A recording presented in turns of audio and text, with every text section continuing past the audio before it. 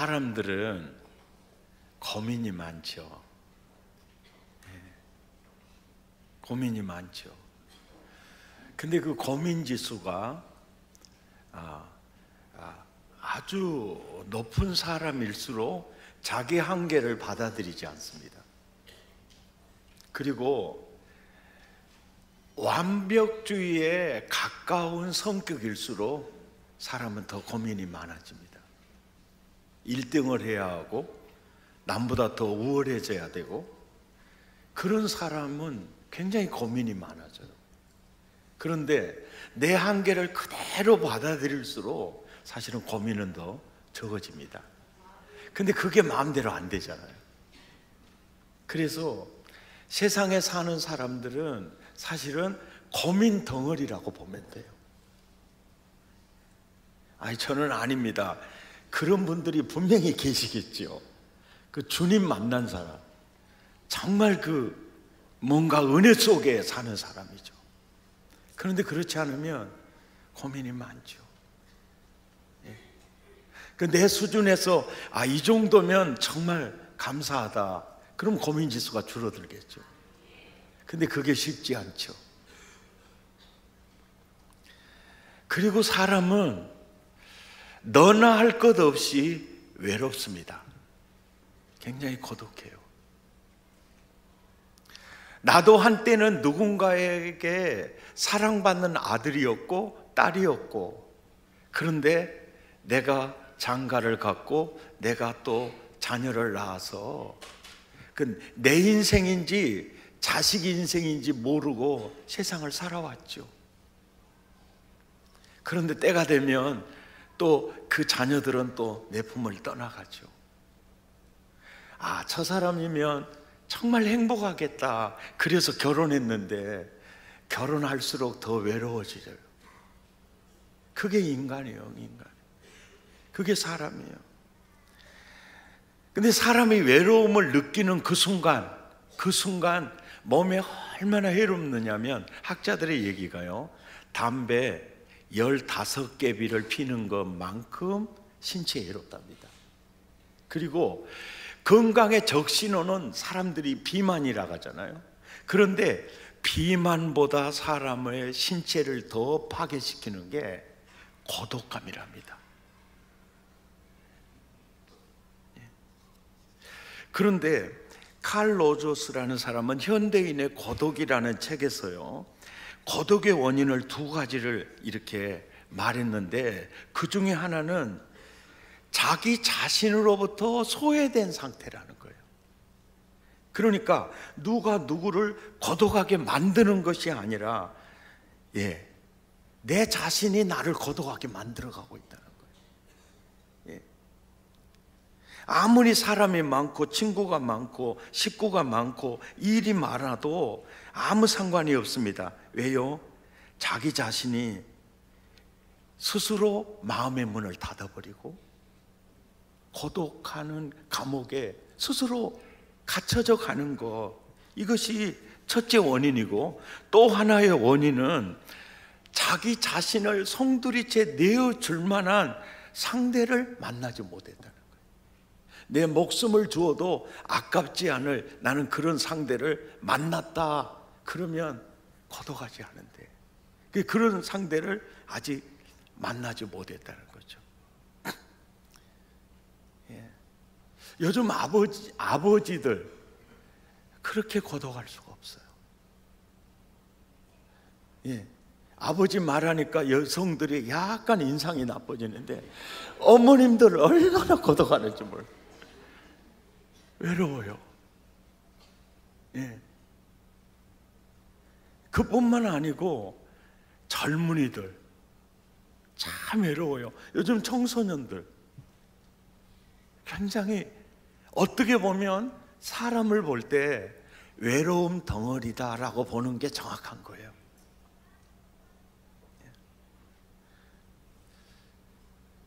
그리고 사람은요, 사람 때문에 죽고 사람 때문에 삽니다. 이게 이 말이 무슨 얘기냐면, 사람은 사람 때문에 상처를 받아요. 그리고 또 사람에 의해서 치유를 받습니다. 그러니까 사람은 사람을 떠나서 살 수 없고 사람 때문에 죽고 사람 때문에 사는 거예요.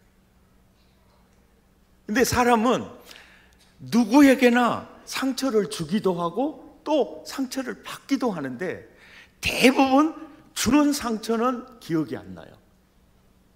받은 상처만 생각이 납니다. 아버지, 얼마나 이런 귀한 분들이 설교에 도움이 되는지 몰라. 우리에게 웃음을 선사하는, 그냥 나하고 싶은 대로 아멘 하고 싶을 때 할 수 있고 그런 자유가 우리 모두에게 있잖아요. 그런데 상처를 주지 않은 사람도 없고 상처를 받지 않은 사람도 없는데 반응은 네 가지로 나타나요. 하나는 상처를 받고 그 상처에 포로가 되고 노예가 되어버리는 거예요. 그리고 또 어떤 사람들은요, 계속 상처가 쌓이다 보니까 계속 내면의 상처가 분출돼서 또 무수한 사람을 상처를 주면서 살아가는 거예요. 그리고 또 세 번째로 어떤 사람은 상처를 받았어요. 그 상처 때문에 꿈을 꾸게 되고 도전하게 되고 자극을 받게 돼서 상처를 딛고 일어난 사람이 있습니다. 이게 너무 멋진 사람이죠. 그리고 어떤 사람은 상처를 많이 받았는데 그 상처를 다 치유받고 자기가 받은 상처가 또 다른 사람의 상처를 치유해주는 도구로 삼고 살아가는 사람이 있어요. 옆 사람 눈을 쳐다보면서 집이는 어떤 스타일이냐고.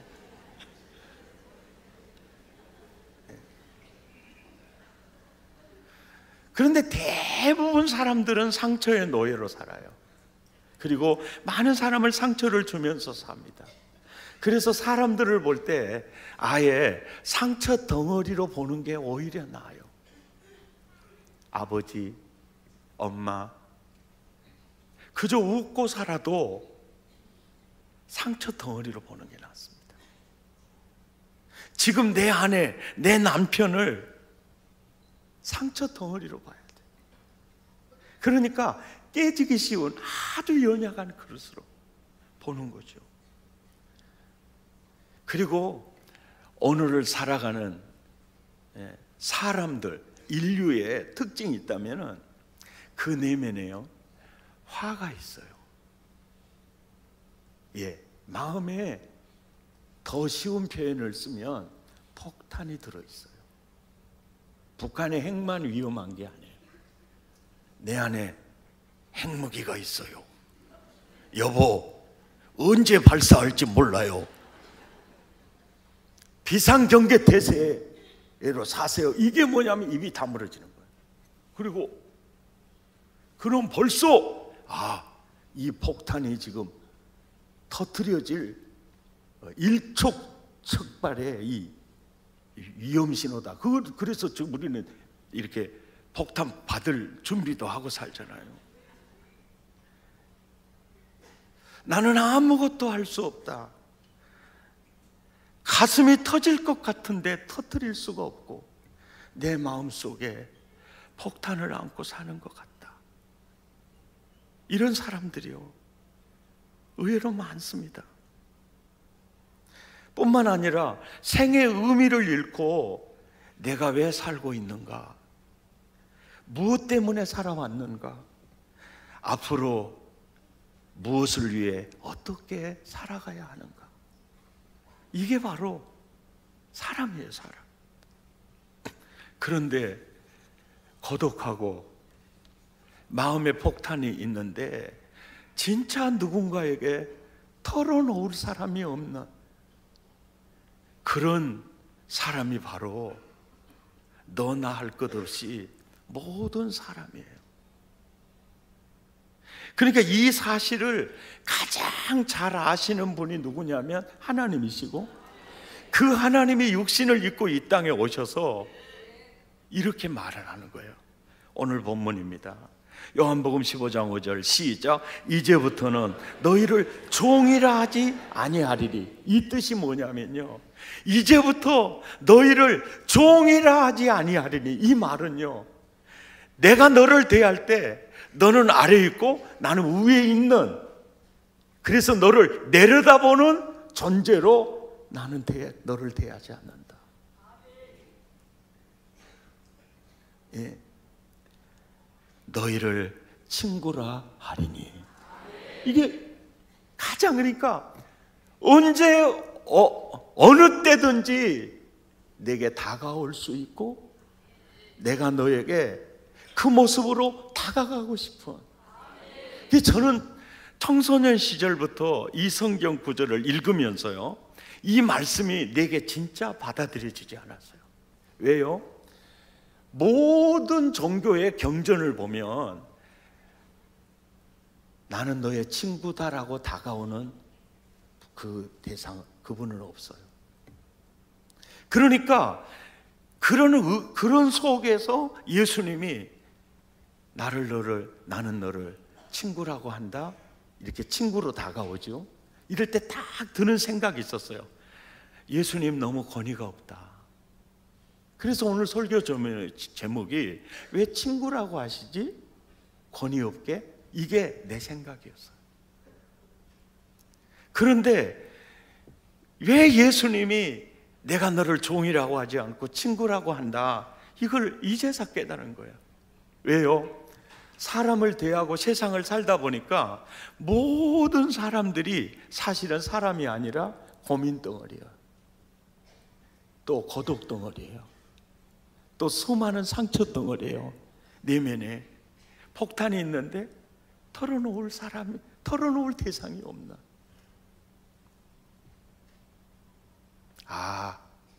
그러니까 이런 인간의 그 내면을 너무너무 잘 아시는 주님이 내가 너를 친구라고 한다. 이 말이 뭐요? 난 너와 친구하고 싶어.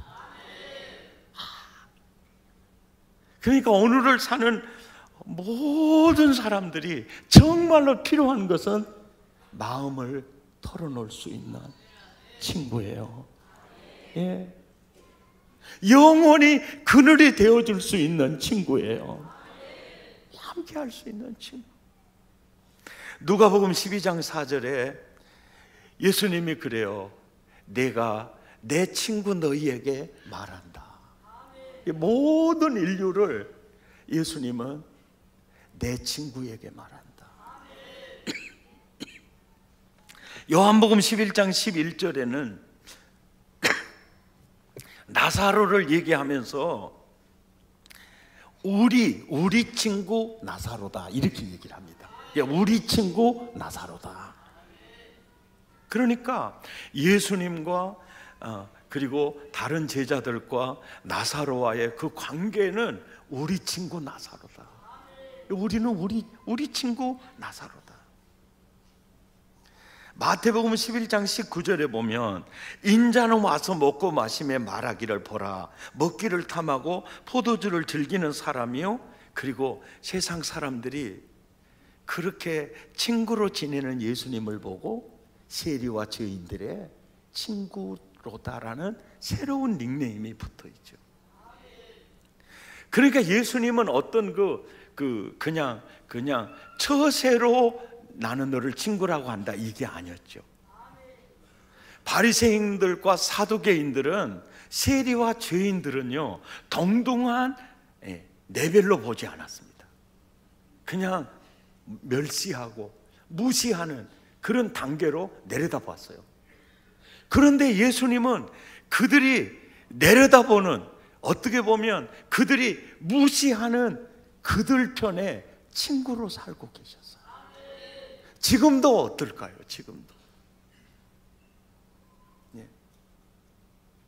근데 참 이 성경을 보면, 이 예수님이 사람을 대하는 걸 보면, 가늠하다 현장에 잡힌 자는 율법에 의하면 돌로 쳐 죽이도록 돼 있어요. 이것이 율법입니다. 그래서 그 유태인들이 가늠하다 현장에 잡힌 사람을 데리고 와서 돌을 다 쥐고 있어요. 그럴 때 예수님이 돌을 들어서 심판하는 그들 편에 서지 않죠. 정말 그들이 이 여자는 돌로 쳐 죽여야 마땅할 여자라고 할 때 예수님은 그 여자 편에 서죠.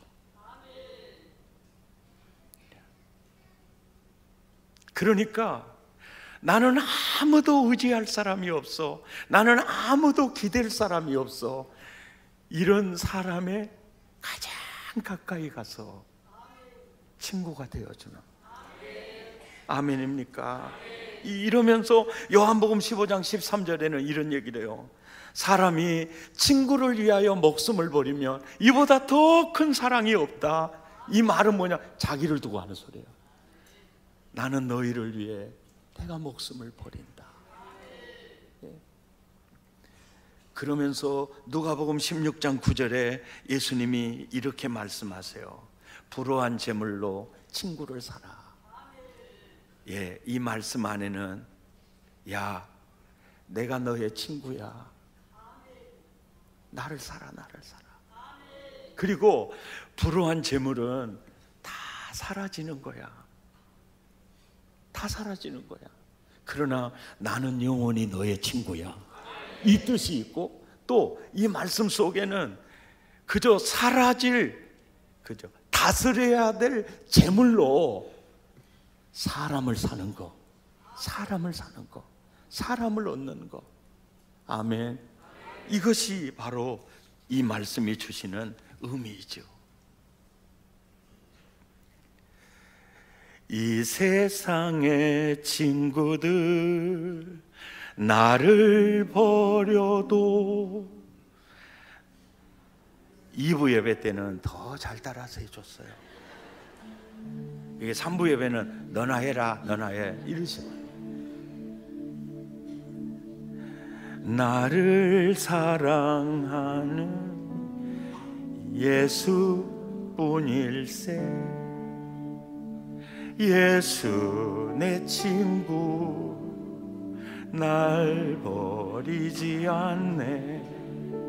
온 천지는 변해도 날 버리지 않네. 검은 구름 덮이고 광풍 일어도 예수 나의 힘되니 겁낼 것 없네. 예수 내 친구 날 버리지 않네. 온 천지는 변해도 않네. 괴로운 일 당해도 낙심 말아라.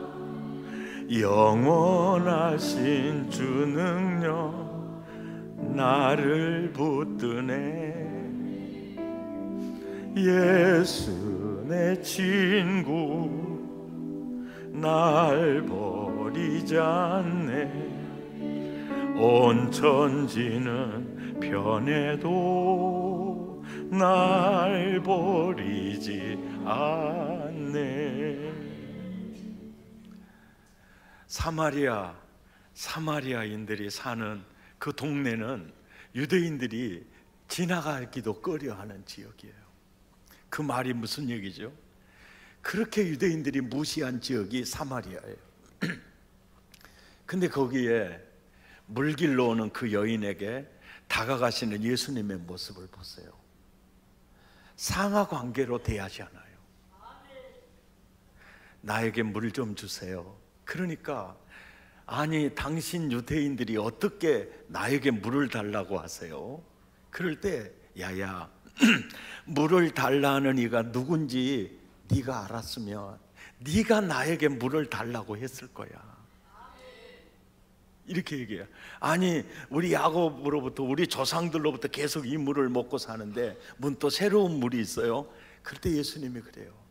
내가 주는 물을 먹는 자마다 영원히 목마르지 아니하리라. 이렇게 얘기를 해요. 예, 그 물을 좀 주십시오. 그 다가가시는 그 예수님은 완전한 친구였어요. 아멘. 그 예수님은 지금도 동일하시잖아요. 동일하시죠. 시편 23편 1절부터 보면은요, 여호와는 나의 목자시니 내가 부족함이 없으리로다. 그가 나를 푸른 초장에 누이시며 쓸만한 물가로 인도하시는도다. 내 영혼을 소성시키시고 자기 이름을 위하여 의의 길로 인도하시는도다. 내가 사망의 골짜기로 다닐지라도 주님이 나와 함께 하신다. 이렇게 1절부터 9절 9절마다 다윗을 떠나지 않는 그 하나님을 표현하는 거예요. 그분의 인자하심이 정녕 나를 따르니니 내 잔이 넘치나이다. 이게 바로 신앙생활이죠.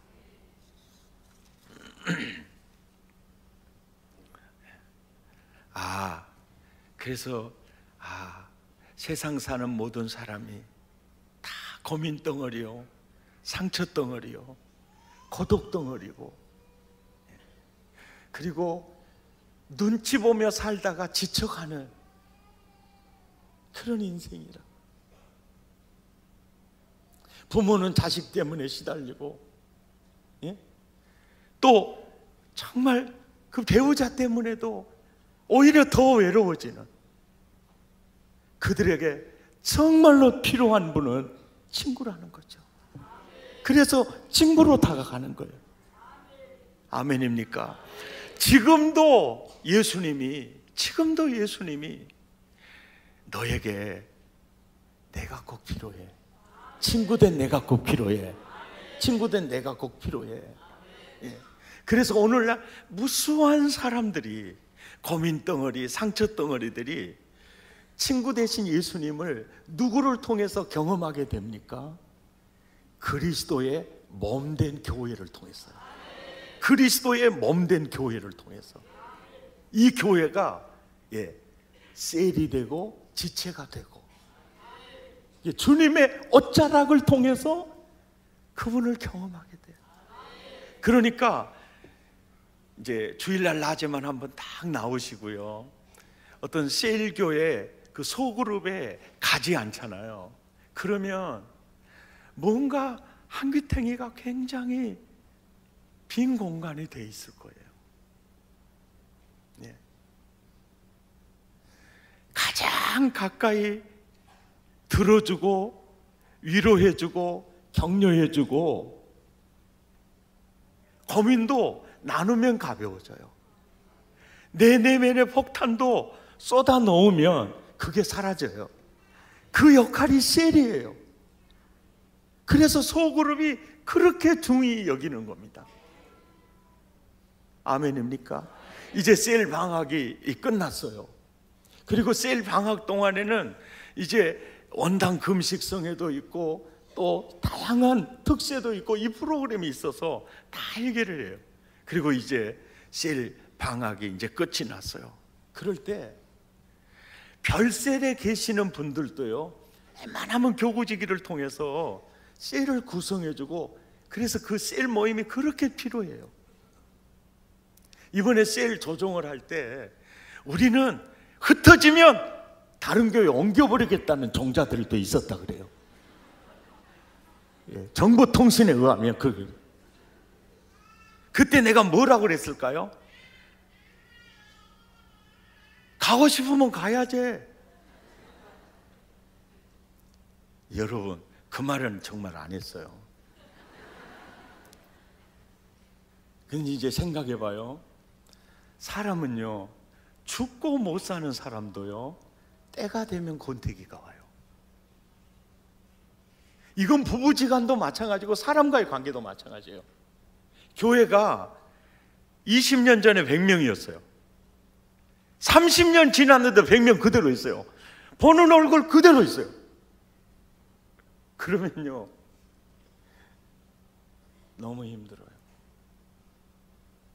사람은요, 자꾸 새로운 사람, 이럴 때 신선미가 있어요. 아멘입니까? 그래 늘 늘 예. 이해가 되시죠? 그래서 이제 다음에 셀 조종할 때는 지체 내에서 완전히 섞을 거예요. 섞은다고 표현해서 죄송합니다. 다른 단어가 없어서, 다른 단어가 없어서 이게, 그리고 이게 다른 단어가 없어요. 그래서 늘 새로운 사람. 그리고 이게 정말 건강한 교회로 가는 모습이에요. 아멘. 한번 따라서 합시다. 아무리 섞어도 나 교회 안 떠난다. 그래서 아무리 섞어도 늘 새롭게 만나야 돼요.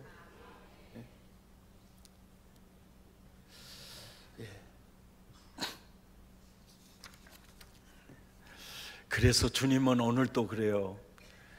먼저 믿는 우리들을 통해서 정말 그 고독 덩어리, 상처 덩어리를 치유하기를 원하세요. 먼저 믿는 우리를 통해서. 그래서 언제나 하나님, 나에게 진정한 친구 되어주신 그 예수님, 내가 주님의 몸이 되고 주님의 옷자락이 되어 또 영혼을 치유하고 회복시키고 세워가기 원합니다. 이제 그럴 때요, 꼭 예수님 모습으로요. 너 이런 죄 지었지 무시하지 않아요. 사마리아, 너 이종자, 이게 없어요. 항상 존중이 있어요. 존귀함이 있어요. 귀하게 여김이 있어요. 그리고 막 사람 뜯어고치려고도 하지 않아요. 그냥 기다려줘요. 아멘입니까? 이런 은혜가 나와 여러분에게 언제나 있으시기를 바랍니다. 이번에 특세 김의식 목사님 간증 중에 저는 그 목사님에게 그런 큰 아픔이 있었는지 몰랐어요. 아침에 나가서 밤 10시에 들어오는데 아빠를 기다리는 딸이 뒷문간에 섰다가 아빠를 발견하고 달려와. 그리고 안겨서 하는 말, 나 혜태 종합 선물 세트 하나 사줘요. 그래, 내가 성탄절 때 사줄게. 그리고 3일 뒤에 교통사고로 죽었어. 그리고 그 낙골당에 혜태 종합 선물 세트를 사가지고 간 거예요. 그러면서 후회한 게, 내가 왜 그때 못 해줬던가. 그러면서 그러고 보니까 자녀를 잃은 상처받은 사람이 너무나 많더라는 거예요. 그래서 자기 목회 방향이 치유 목회로 방향이 설정이 돼요. 그러니까 받은 상처가 오히려 좋은 도구로 이제 가게 되는 거죠. 꽃이 왜 아름다운 줄 아세요? 빛깔이 아름다워서, 향기가 좋아서. 요즘은요, 생화나 조화나 구분이 안 돼요. 이렇게 보면 조화도 생화 같고 생화도 조화 같고 그래요. 그런데 꽃이 아름다운 이유는요, 빛깔이 아름다워서 향기가 있어서 아니에요.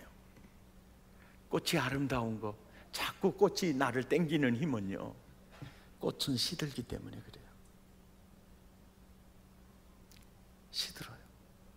그러니까 생화와 조화를 구분하는 방법은 10일이 지났는데도 안 시들었죠. 그건 조화예요. 근데 조화일 때는요, 매력이 사라져버려요. 사실은 꽃이 아니에요. 그러니 우리 인생도 오늘이 제일 중요한 거예요. 오늘이 가장 아름다운 거예요. 조금 지나면 시들어가는 거예요. 그러니까 이 세월을 아끼라는 말이죠. 아멘. 그러니까 이런 세월을 아끼라. 단풍도 그래요.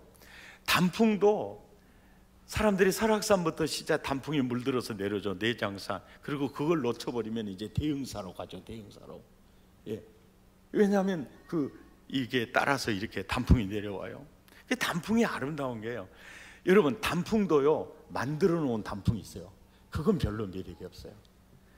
조금 지나면 단풍이 떨어지니까 그 기회를 놓치지 않으려는 거, 그게 있어요. 죽을 사자를 보면 한일에 석에 그 비수비가 있어요. 그래서 죽음이라는 것은 하루 저녁에 비수처럼 날아드는 것이 죽음이라는 거예요. 저 단어를 보면 내가 정말 세월을 아껴야 되겠다. 내가 세론으로서 또 셀지기로서 내가 지체지기로서 그 세월을 아끼는 지혜가 필요해요. 아멘. 사람이 가장 행복할 때는요, 나를 통해서 누군가가 행복해질 때예요. 나를 통해서 누군가가 살아날 때입니다. 이 일에 우리 자신을 드리는 것이죠. 함께 찬양하십시다. 우리가 주님의 눈으로, 주님의 마음으로 고독덩어리, 상처덩어리를 볼 때마다 당신은 정말 소중한 사람입니다. 주님이 당신을 얼마나 존귀하게 여기는지 그 눈으로 보면서 우리는 언제나 주님의 몸, 주님의 옷자락이 되어야 되겠죠. 그걸 다짐하면서 함께 찬양하십시다.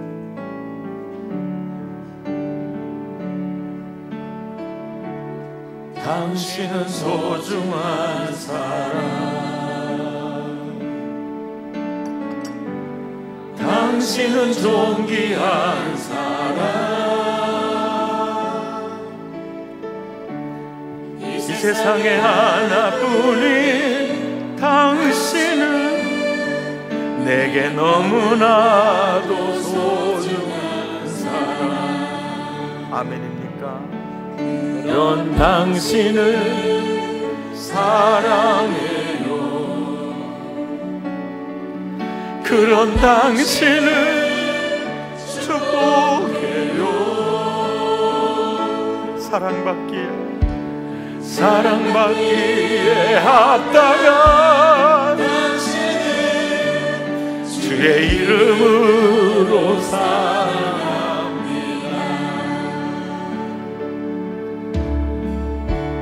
당신은 소중한 사람,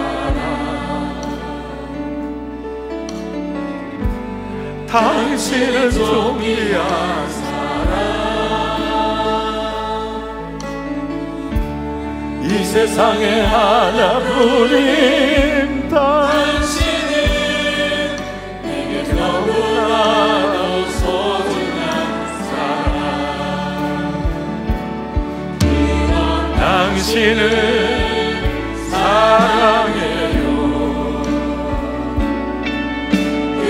당신을 축복해요. 사랑받기에 합당한 당신을 주의 이름으로 사랑합니다. 우리 함께 기도하겠습니다. 아버님이 살아계시고 어머니가 살아계십니까? 아버지를 볼 때마다, 어머니를 볼 때마다 아버지 왜 더 많이 돈 벌지 못했어요? 엄마 왜 내게 잔소리만 하세요? 그도 오래전에 아빠가 있었고 엄마가 있었고 그 사랑 속에 귀한 자식이었는데요, 때가 되면 배우자를 만나 결혼하고 자식을 낳아 기르면서요 자기 인생이 없어져 버린 분들입니다. 더 잘해주지 못해서 자식들에게 미안하고 험한 세파에 시달리면서 고민 덩어리고 상처 덩어리고 누구에겐가 털어놓고 싶은데 털어놓을 수도 없는, 친구가 없는 그런 부모라는 사실을 내 남편 왜 저러지? 내 아내는 왜 저러는 거야? 늘 못마땅해 가가기만 생각을 하셨죠. 나 때문에 저분이 마음에 폭탄이 있는지도 모르잖아요. 얼마나 외로움을 느끼고 있는지, 외로움 덩어리인지를 모르잖아요. 주님의 눈이 나와 여러분에게 있기를 바랍니다. 주님은 그렇게 보이지 않아요. 얼마나 힘드니? 수고하고 무거운 짐진 자들아, 나 내게로 와. 내가 너의 친구야. 그 주님을 누리고 사시기를 바랍니다. 그 주님을 누리고, 또 동시에 그 주님의 몸이 나잖아요. 주님의 옷자락이 나잖아요. 이제는 그들의 폭탄을 제거해 주고요, 그들의 고민을 덜어주고요. 하나님, 그렇게 내 남은 인생 살게 하옵소서. 오늘 주님이 내게 주시는 그 말씀 부여잡고, 주여 은혜를 주옵소서, 주여 은혜를 주옵소서. 주님의 눈이 되어 주님의 마음으로 그들에게 다가가기를 원합니다. 주님의 옷자락이 되어주기 원합니다. 주여 내게 은혜를 주옵소서. 마음을 더하고 입술을 열어 함께 기도하겠습니다. 주여 내게 은혜를 주옵소서.